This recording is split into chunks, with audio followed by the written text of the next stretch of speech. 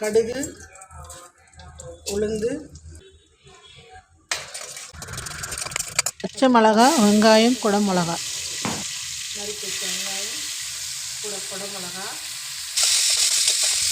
நல்ல பொன்னிறமாக நல்லா கழுவி வச்சுருக்க முருங்கைக்கீரை எடுத்து போடணும்.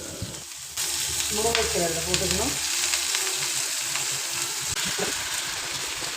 சால்ட் கொஞ்சமாக போட்டால் போதும், சால்ட் ரொம்ப வேண்டாம்.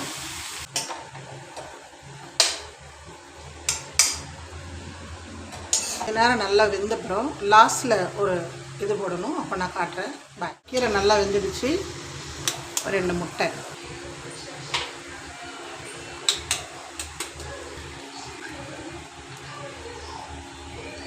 அடி பிடிக்காமல் ஃப்ளேம் சிம் பண்ணிவிட்டு, அடி பிடிக்கக்கூடாது.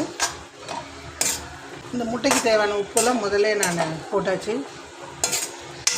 கீரையில் அடி பிடிக்காத அளவு கலரணும்.